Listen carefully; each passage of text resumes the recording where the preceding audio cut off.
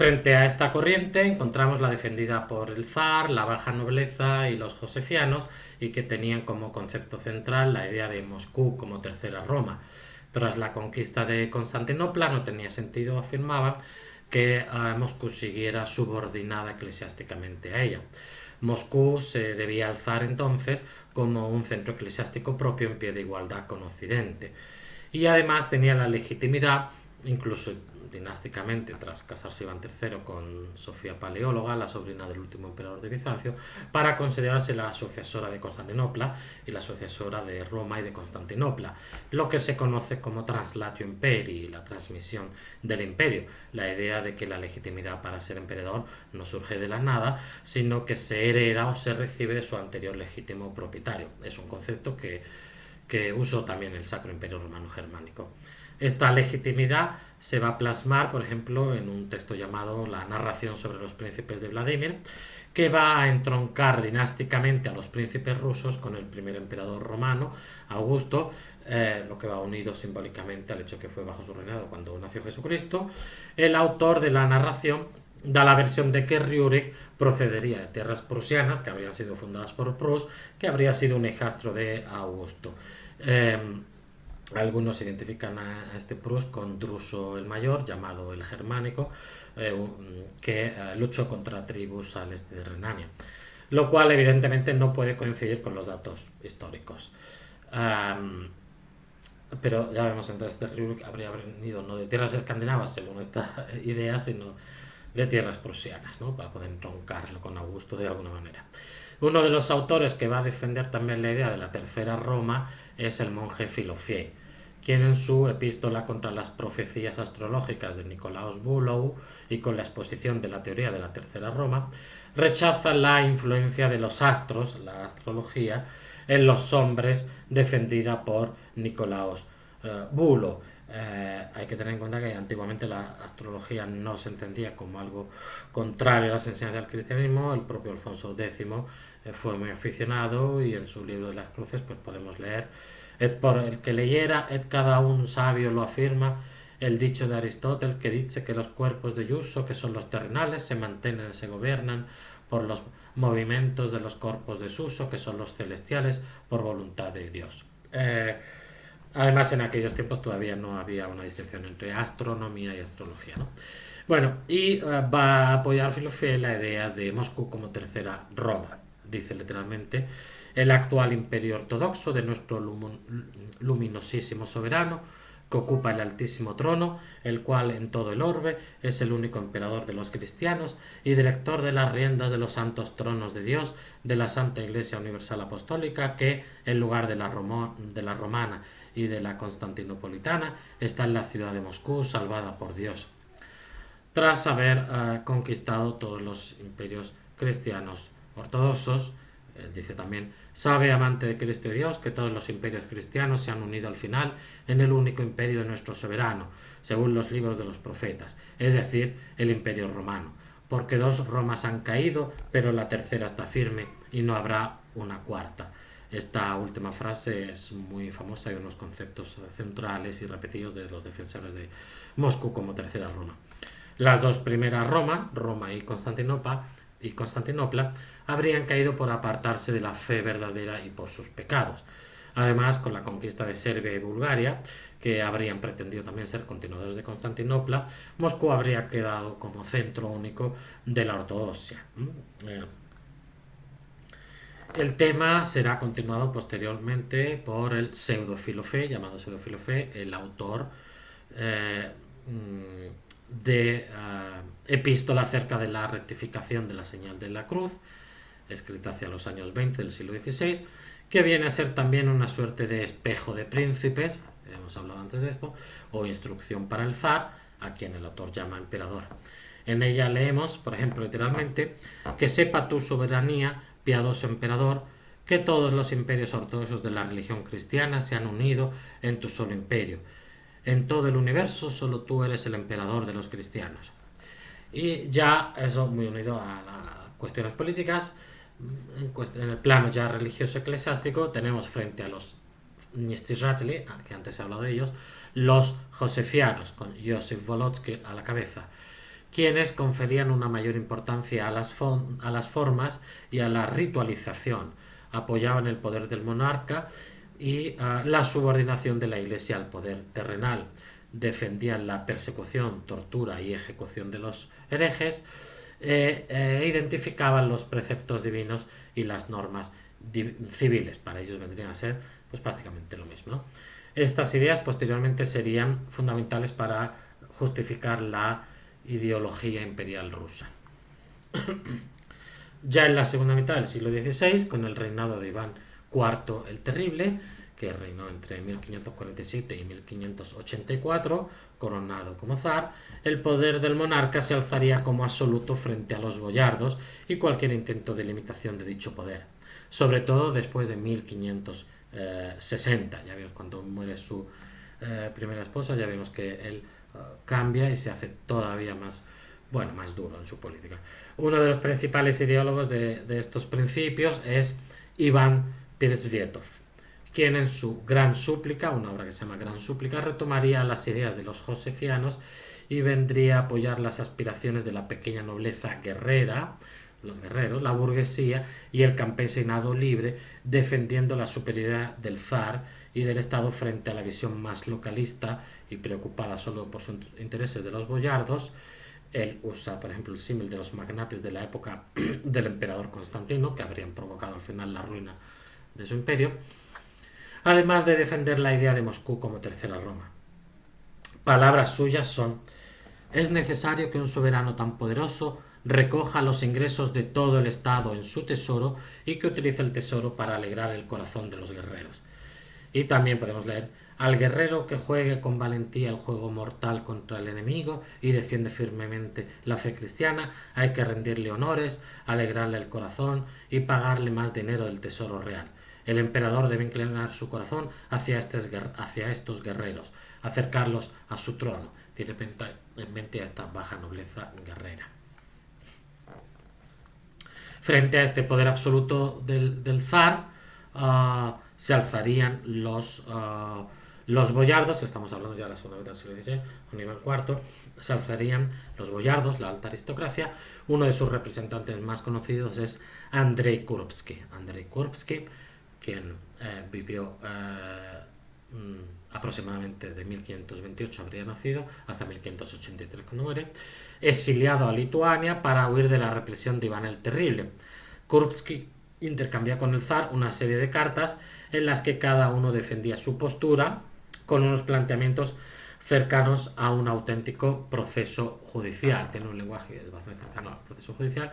Y luego estas cartas se estudian incluso en historia de la literatura rusa, las cartas de Iván el Terrible, como mezcla estilos más elevados con más populares. Y bueno, en sus epístolas y en su posterior obra Historia del Gran Príncipe de Moscovia, Andrei Kurbsky acusaba a Iván el Terrible de haber traicionado todos los juramentos hechos durante su coronación, es decir, la de obrar de acuerdo con la ley divina, la de amar la justicia y la merced, la de mostrarse misericordioso, proteger a los cristianos ortodoxos, la de no escuchar a los lisonjeros ni calumniadores, obedecer la autoridad eclesiástica, preservar el imperio, etc. Por tanto, se había convertido en un tirano, en el enemigo, entre mayúsculas, y por tanto era legítimo desobedecerle. Llega a calificar de anticristo a uno de los consejeros de Iván el Terrible, que algunos historiadores piensan que se trataría de Basmanov. En sus epístolas, además, se documenta por primera vez el concepto de Santa Rusia como una nueva Israel, y aparece también la idea de la ley natural. La idea de la ley natural es la idea de que los derechos que tendrían todos los seres humanos por el hecho de ser humanos, más allá de otras circunstancias como su nación o religión. Frente a esto, pues Iván el Terrible, por su parte, le va a responder en un tono muy duro, defendiendo la autocracia, argumentando, entre otras cosas, que Bizancio habría caído precisamente por esa falta de autocracia y por el excesivo poder de los nobles. El zar entendía que era él personalmente el heredero y poseedor del carisma del imperio por la gracia de Dios. dice literalmente en una de sus cartas, por la voluntad divina y por la bendición de nuestros antepasados y padres, nacimos en la dignidad del imperio. Él recibe esa dignidad de ser emperador. Y que enfrentarse a él era oponerse a la voluntad de Dios. Dice literalmente, quien se opone a la autoridad se opone a Dios. Para defender esta idea se apoya en varias citas de San Pablo. Para Iván IV, todos debían estar sometidos a su autoridad. Los súbditos, él dice, por ejemplo, ¿acaso la conciencia leprosa, porque Kurbsky le habría hecho esa acusación tan grave de tener la conciencia leprosa, consiste en mantener las riendas del imperio y no dejar que lo dominen los esclavos? La autoridad frente a los nobles, dice también literalmente, los autócratas rusos son los que desde siempre hemos dominado nuestro estado, no nuestros grandes o magnates. Y la Iglesia, dice, cita un pasaje de la Biblia, bueno, cuando Dios liberó a los judíos de la esclavitud, ¿acaso puso por encima de ellos a un sacerdote o a una multitud de gobernantes? No, les dio un solo emperador, Moisés, y mandó que oficiase como sacerdote a su hermano Aarón, quien en cambio no podía ocuparse de las cuestiones mundanas. Y en cuanto Aarón empezó a ocuparse de los asuntos del mundo, consiguió que el pueblo se apartara de Dios. Concluye, pues, de esto que no es conveniente que los sacerdotes intervengan en los asuntos del gobierno. Esto dice Iván el Terrible. Incluso los autores extranjeros, como Herberstein, por ejemplo, pues se sorprendían de este poder absoluto del zar sin parangón en ningún otro lugar de Europa. Destacamos una de las obras más conocidas de la Rusia del siglo XVI, ya en otro orden de cosas, y con la particularidad de ser una de las pocas obras civiles en una época dominada por los escritos religiosos. Nos referimos al Domostroy, obra que seguiría la tradición de los oikonomikos griegos. Aristóteles o Jenofonte son autores de sendos oikonomikos, y de cuya lengua resulta ser un calco. En griego oikos, casa, pues dom en eslavo, en ruso casa. Este libro es una serie de instrucciones para tener una casa y una familia ideal según los cánones de aquella época. Sin embargo, siempre ha horrorizado de este libro lo que entiende por familia ideal, en la que el marido es el pater familias y dueño absoluto de todos, y le es lícito y recomendable incluso imponer castigos físicos a todos los miembros de la familia para enseñarles correctamente. Por otro lado, el Domostroy se centra en los aspectos más formales, comportamiento en la iglesia y los ritos religiosos, el orden y la limpieza en la casa, la ropa decente y decorosa, etc. Hay pocas alusiones a cuestiones morales o a una religiosidad íntima sincera, aunque sí menciona que el pater familias debe amar al resto de miembros de la familia y no actuar movido por la ira. Según señala Chizhevsky, uno de los autores que os recomiendo leer, este estilo de vida se mantenía todavía en el siglo XIX, entre el campesinado y la nobleza de provincias. Por descontado, el Domostroy trata la vida privada sin meterse en cuestiones políticas o sociales, acorde con la autocracia del momento, en el que era incluso peligroso pues, expresar algún tipo de idea que pudiera ir en contra de la autoridad del zar. La versión más conocida es la del Protopope Sylvester, consta de 67 capítulos y habla pues de la relación del hombre ideal con Dios y la Iglesia, de la obediencia que hay que tener al zar, de cómo hay que comportarse con los invitados, de cómo debe mantenerse ordenada y limpia la casa, de las relaciones entre los miembros de la familia y con los criados, y también cuestiones relacionadas con los alimentos y la comida, siendo una suerte de recetario de la época. Voy a leer algunos fragmentos que he traducido significativos del Domostroy para que veáis. Por ejemplo, capítulo 15, cómo educar a tus hijos en el temor a Dios. Y si Dios le envía a alguien hijos, ya sean varones o hembras, el padre y la madre deberán ocuparse de ellos, proporcionarles todo lo necesario y educarlos en el bien, enseñarles el temor de Dios y buenos modales, así como disciplina, y después, según como sean los hijos y su edad, enseñarles a realizar labores la madre a las hijas y artesanía el padre a los hijos, según la habilidad de cada uno y las posibilidades que Dios le haya dado a cada uno. Amarlos y cuidarlos, pero también salvarlos mediante el temor, castigándolos y aleccionándolos, y cuando sea preciso azotándolos. Castigando a tus hijos en la juventud, tendrás tranquilidad en tu vejez. Y también deberán los padres cuidar y mantener la pureza del cuerpo de sus hijos de cualquier pecado, como a la niña de sus ojos y como a su propia alma. Si los hijos pecan por negligencia de su padre o su madre, estos responderán de tales pecados en el día del juicio final. Así que si los hijos pecan o cometen alguna maldad por falta de educación por parte de su padre y su madre, entonces el padre y la madre cometen pecado ante Dios y serán objeto de reproche y burla de los hombres. Supondrá un perjuicio para su casa y para ellos mismos aflicción y daño, y los jueces les impondrán una pena y el deshonor. Pero si unos padres temerosos de Dios, juiciosos y sensatos, tienen unos hijos educados en el temor de Dios y en el bien, y han sido enseñados para la cordura, los buenos modales, el trabajo y las labores, tales hijos y sus padres serán perdonados por Dios, bendecidos por los sacerdotes y alabados por las buenas gentes, y crecerán siendo buenas personas con alegría, y bendecidos los hijos con un buen matrimonio por la gracia de Dios, y las hijas encontrarán buen marido. Y si de entre los que son así algún hijo se lo lleva Dios consigo, después de confesarse y comulgar, los padres habrán entregado a Dios con él una víctima inmaculada, y tales hijos hallarán morada eterna y recibirán de Dios el derecho a pedir misericordia y el perdón de los pecados también para sus padres. Capítulo 16. Cómo educar a las hijas y casarlas con dote. Y a quien le haya nacido una hija, la gente juiciosa dejará una parte de cualquier beneficio para ella. Para ella o bien criarán algún animal doméstico con su camada, o bien almacenarán a lo largo de los años en un baúl algunos paños, ropas, retales, monteras y camisas, y también algún vestido y adornos y collares y enseres religiosos y vajilla de estaño, de cobre y de madera, añadiéndolos poco a poco y no todo de una vez, para que no suponga un gran gasto, y así tendrá de todo. Así crecerán las hijas en el temor de Dios y adquiriendo conocimientos, y añadirá poco a poco algo al ajuar. En cuanto se acuerde el matrimonio, ya lo tendrá todo preparado. Y quien no se preocupa con antelación de sus hijos, en cuanto entregue a una hija en matrimonio, tendrá que comprarlo todo en ese momento, así que se verá que ha sido una boda precipitada.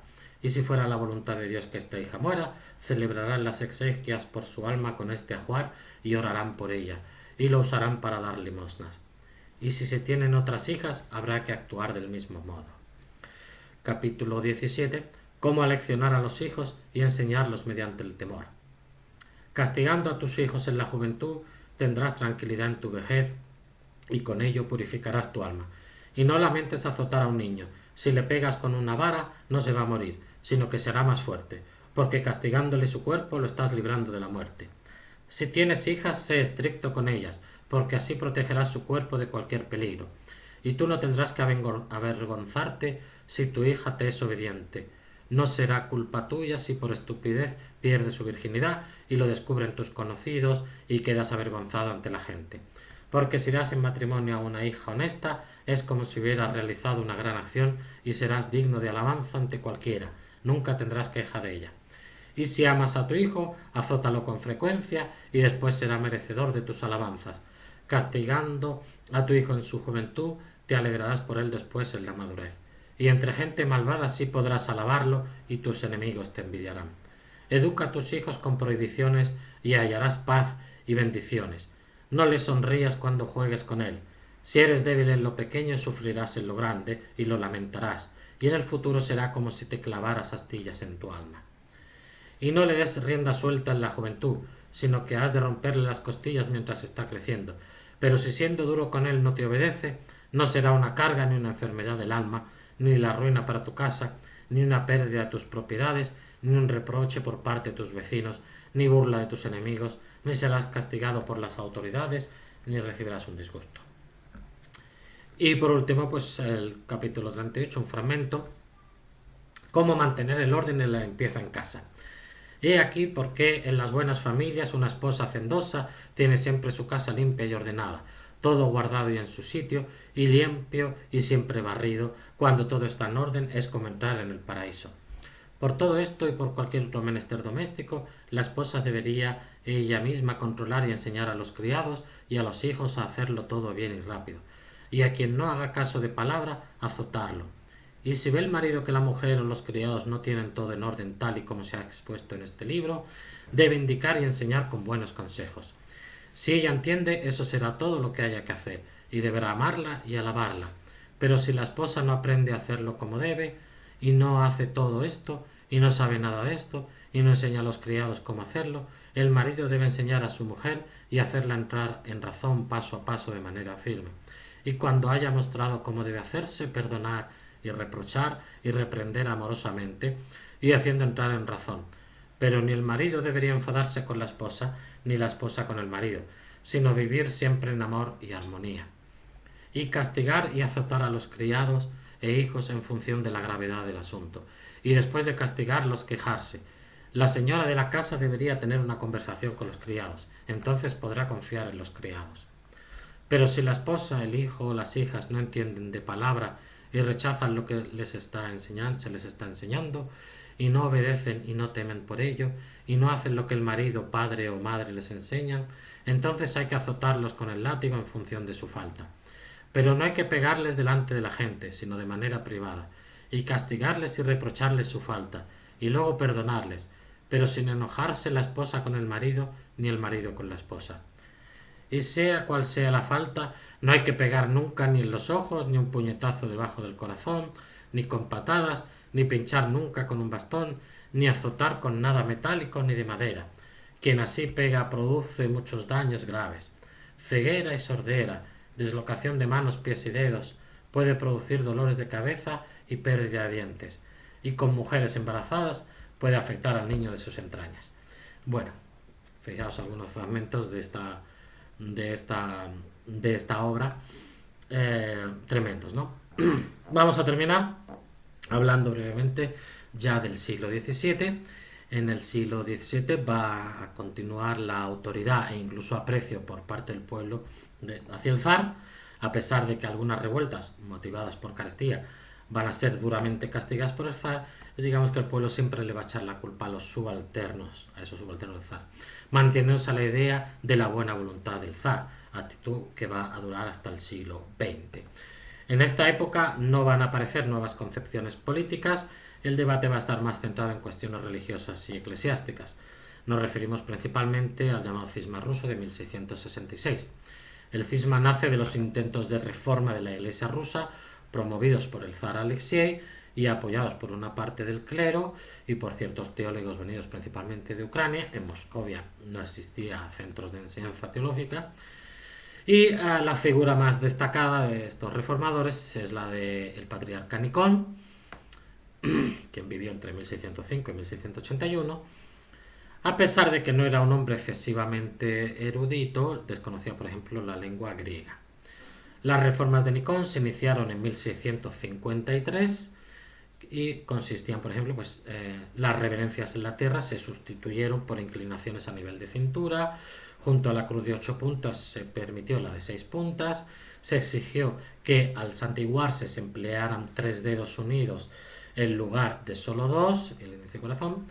El uso de ciertos libros litúrgicos griegos, etcétera, etcétera. A los contrarios a estas reformas se los denomina viejos creyentes, o en ruso starabriatse, y tuvieron como figura más destacada a Iván Mironov, que vivió entre 1591 y 1670, y a Avvakum Petrov, de aproximadamente 1620 hasta murió en 1682. Los viejos creyentes fueron perseguidos despiadadamente y muchos sufrieron torturas, incluyendo corte de lengua o de manos, prisión, hoguera o destierro a Siberia, como el propio Avvakum. El cisma se formalizó en 1666 y todavía en la actualidad existen viejos creyentes en Rusia. Lo que sorprende este cisma es que se produjo por algunas cuestiones meramente formales y de organización de la Iglesia, de seguimiento de la normativa griega, defendían los reformadores, como Nikon, sin que hubiera diferencias teológicas o dogmáticas profundas. Una vieja creyente es la que representa, por ejemplo, el pintor Vasily Surikov en su cuadro La boyarda Morozova, que creo que he puesto ya alguna vez en clase. Esta mujer que es llevada, enseñando los 2 dedos y las distintas actitudes de la gente que lo ve, desde quien lo apoya enseñando también los dedos, que se convierte en símbolo de estos viejos creyentes, ah, hasta que se burla de ella, ¿no? En el siglo XVIII surgirían los Yinavirchi, que serían quienes seguirían manteniendo estas formas de los viejos creyentes, antiguos con Deus, etcétera, etcétera, pero que reconocerían la jerarquía del patriarcado de Moscú. Y hasta aquí este tema, finalizamos el tema 4, en el que hemos visto una visión de conjunto de los pensamientos, ideas más importantes de la antigua Rus de Kiev y del Principado de Izarato de Moscú también. Y con esto damos por finalizada la clase.